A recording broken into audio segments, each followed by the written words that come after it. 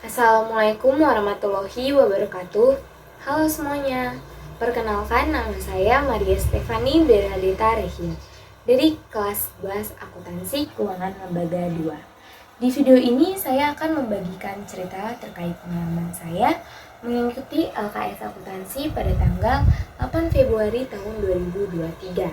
Sebelumnya saya ingin menjelaskan mengenai apa itu LKS. LKS adalah lomba kompetisi siswa jenjang SMK sesuai dengan bidang keahlian masing-masing. Puji Tuhannya, saya diberi kepercayaan dan kesempatan untuk mengikuti LKS tingkat Kota Tangerang Selatan mewakili SMK Letris Indonesia 2 pada bidang keahlian akuntansi. Setelah mengetahui bahwa saya terpilih untuk mengikuti LKS, tentu saja saya merasa senang, karena siapa yang tidak merasa senang ketika diberi kesempatan dan kepercayaan untuk mengikuti perlombaan mewakili sekolahnya. Namun, di lain sisi saya juga merasa khawatir, dikarenakan waktu perlombaan yang mepet. Dan saya juga diberitahu oleh Kaprodi bidang keahlian saya bahwa technical meeting LKS di Kota Tangerang Selatan itu selalu mepet, di mana pada angkatan saya saja diadakan 3 hari sebelum hari perlombaan. Tadinya saya berpikir setelah saya diberitahu bahwa saya akan mengikuti LKS, saya akan segera mendapat bimbingan pengajaran dari guru-guru SMK Letris Indonesia 2. Namun ternyata saya salah. Akhirnya saya berinisiatif untuk mulai mencari tahu di internet terkait bagaimana dan seperti apa LKS akuntansi itu. Saya juga mulai menonton video-video di YouTube terkait materi akuntansi untuk mencatat dan mempelajarinya sebagai persiapan saya untuk mengikuti LKS. Akhirnya, 6 hari sebelum perlombaan saya menerima bimbingan pengajaran dari Bu Septi yang ditunjuk sebagai pembimbing saya dalam mengikuti LKS akuntansi ini.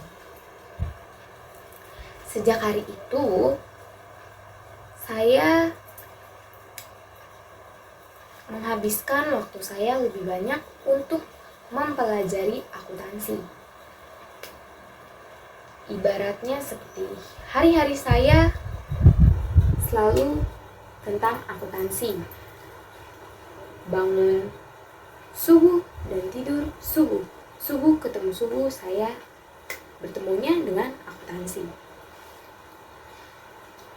Kalau ditanya, apa nggak pusing, apa nggak capek? Tentu saja saya pusing dan capek.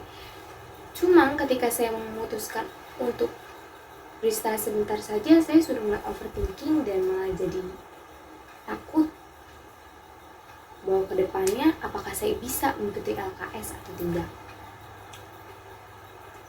Ya, pada intinya saya jadi kekurangan tidur dan kekurangan istirahat karena saya lebih banyak menghabiskan waktu saya untuk belajar akuntansi.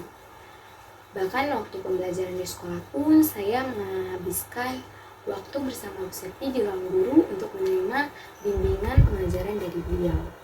Bahkan waktu itu di hari Sabtu dari sekitar jam 8:30 pagi sampai jam 4 sore saya bersama Bu Septi di SMK Letris Indonesia 2 belajar akuntansi bersama-sama. Itu benar-benar non-stop belajar. Istirahatnya cuma ketika makan, habis itu lanjut lagi belajar akuntansi. Jadi benar-benar full belajar akuntansi. Sampai pada akhirnya di hari Senin tanggal 6 Februari tahun 2023 saya dan Bu Septi pergi ke SMK Nusantara untuk mengikuti technical meeting LKS akuntansi. Di technical meeting itu dijelaskan prosedur pelaksanaan LKS akuntansi, di mana perlombaan yang saya ikuti itu terdiri dari lomba teori 50 soal pilihan ganda tentang teori akuntansi itu selama waktu 1,5 jam. Kemudian langsung dilanjut dengan proses entry jurnal selama 2 jam yang terdiri dari kartu persediaan, jurnal penjualan, jurnal pembelian, jurnal penerimaan kas, jurnal pengeluaran kas, jurnal umum, petty cash, kartu utang, kartu piutang, rekapitulasi kartu utang, piutang, dan kartu persediaan. Kemudian dilanjut lagi dengan tahap penjurnalan dari jurnal penyesuaian sampai ke neraca lajur. Setelah itu diberi waktu 1 jam untuk beristirahat. Dimana setelah istirahat dilanjutkan tahap kedua penjurnalan, yaitu menyusun laporan keuangan yang terdiri dari laporan laba rugi, laporan perubahan modal, laporan arus kas, jurnal penutup, neraca saldo setelah penutup. Kemudian setelah itu dilanjutkan dengan komputer akuntansi, yaitu Mayop, selama waktu 1,5 jam. Mulai dari menginput data terkait informasi perusahaan tersebut sampai menginput transaksi sehingga menghasilkan laporan keuangan berupa laporan laba rugi, laporan arus kas, dan neraca saldo. Pada technical meeting ini diberitahu bahwa laporan arus kas yang digunakan adalah menggunakan metode tidak langsung. Setelah mengetahui hal itu, saya menjadi khawatir karena yang saya pelajari selama ini adalah metode langsung. Ditambah lagi, saya belum ada persiapan terkait teori akuntansi tersebut. Meskipun nanti saya akan menerima bimbingan lagi dari Bu Septi, namun harinya itu sangat mepet. Ketika perlombaan dimulai pada tanggal 8 Februari tahun 2023, saya merasa kurang percaya diri akan kedua hal tersebut. Pada saat perlombaan ini, ketika saya tiba di SMK Muhammadiyah, itu saya merasa sangat teramat gugup dan tidak percaya diri. Tapi saya terus meyakinkan diri saya agar diri saya bisa lebih tenang dan lebih fokus dalam menjalankan perlombaan ini, sehingga boleh menyelesaikan perlombaan ini dengan membawakan hasil yang terbaik. Dan ketika pengumuman hasil perlombaan di esokan harinya, benar saja saya mendapatkan nilai yang cukup rendah untuk di laporan keuangan dan teori. Karena seperti yang saya bilang sebelumnya, saya belum memiliki persiapan yang matang untuk kedua hal tersebut. Namun beruntungnya nilai di entry journal dan di komputer akuntansi itu Mayop, saya mendapatkan nilai yang cukup tinggi. Dan hasilnya adalah menunjukkan bahwa saya menempati posisi juara 7 dari ke-22 siswa yang mengikuti LKS akuntansi, yang berarti saya kalah dalam perlombaan ini. Namun kalah bukan akhir dari semuanya, bukan? Kekalahan ini adalah batu loncatan saya untuk bisa menjadi lebih sukses. Kalau ditanya sedih gak, kecewa gak, tentu saja, siapa sih yang gak kecewa? Ibaratnya udah berjuang mati-matian namun gagal, gak berhasil. Namun saya berpikir gak baik kalau saya berlarut terlalu lama dalam kekalahan dan kegagalan saya ini. Saya merasa saya harus bisa mengapresiasi semua kerja keras saya dalam persiapan lomba ini. Saya harus lebih giat lagi belajar, dan saya harus bisa mengambil hikmah dari pengalaman saya ini. Melalui perlombaan ini, saya mendapatkan ilmu-ilmu baru tentang akuntansi, di mana ilmu akan akuntansi saya itu menjadi bertambah. Yang mana materi yang seharusnya saya terima nanti sudah saya terima sekarang dan lebih dahulu dari teman-teman saya. Melalui perlombaan ini, saya mendapatkan pengalaman baru terkait perlombaan LKS. Saya jadi tahu bagaimana dan seperti apa sih lomba LKS itu. Saya juga mendapatkan teman-teman baru melalui perlombaan ini.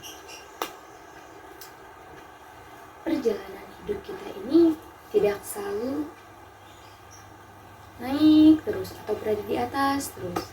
Karena seperti pepatah bilang bahwa kehidupan kita ini selalu berputar seperti roda. Begitu pula dengan kehidupan saya. Saya sering mengalami kegagalan dan ketidakberhasilan. Namun ketika saya berada dalam posisi ini, saya menjadi lebih semangat lagi untuk membuktikan bahwa kegagalan itu bukanlah akhir dari segalanya. Dan benar saja, ketika saya mengalami kegagalan, setelah itu pasti saya selalu berhasil mencapai pencapaian baru yang lebih besar dari kegagalan saya ini. Jadi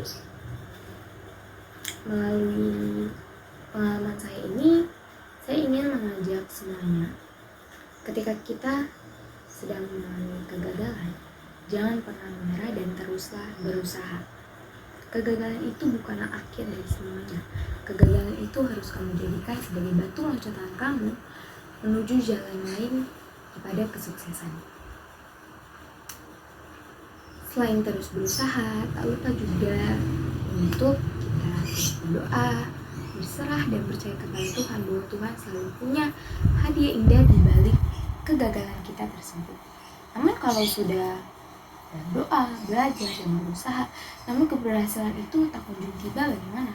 Ya teruslah berusaha, teruslah mengintrospeksi diri kalian, mengevaluasi diri kalian, apa yang salah dari kalian, apa yang kurang dari kalian.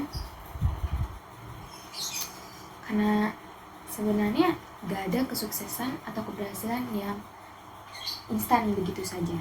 Semua yang terjadi di dunia ini itu butuh proses. Bahkan kita bisa berbicara, berjalan, jadi itu butuh proses yang butuh waktu. Begitu pula dengan keberhasilan.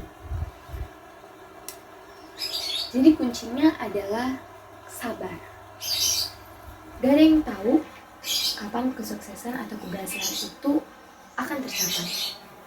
Bisa aja 1 bulan lagi, bisa aja 10 tahun lagi, 20 tahun lagi, atau ketika kita berada di umur 20 tahun, 40 tahun. Jadi cukup jalani dan nikmati aja prosesnya, nggak perlu mikirin hasil kedepannya gimana, akankah berhasil atau enggak, akankah dapat dengan cepat didapati keberhasilan itu. Cukup terus belajar dari proses tersebut dan mengambil hikmah dari proses tersebut. Ya, saya akan mengambil contoh saja seperti keberhasilan saya dalam berdietan. Kalau ditanya orang pernah gagal gak dalam diet, tentu saja pernah. Ketika dulu SMP saya melakukan berbagai diet, yang diet konyol, diet gak sehat, dan diet yang aneh-aneh lah pokoknya. Apakah berhasil? Tentu saja enggak, gagal. Saya sering banget gagal. Bukannya malah berhasil turun, malah bertambah bobot saya. Namun sekarang saya akhirnya bisa berhasil turun 20 kg dari berat badan 63 menjadi 43. Dan apakah semudah itu untuk mendapatkan keberhasilan? Tentu saja enggak. Dan apakah secepat itu? Tentu saja juga enggak. Semuanya butuh waktu, semuanya butuh proses. Ketika kalian menghadapi kegagalan, ketidakberhasilan, jangan pernah putus asa, jangan pernah menyerah, terus tetap semangat. Saya yakin kalian pasti bisa, karena tidak ada yang tidak mungkin ketika kita sudah mau berusaha. Demikianlah yang dapat saya sampaikan di video kali ini. Terima kasih atas perhatiannya. Wassalamualaikum warahmatullahi wabarakatuh.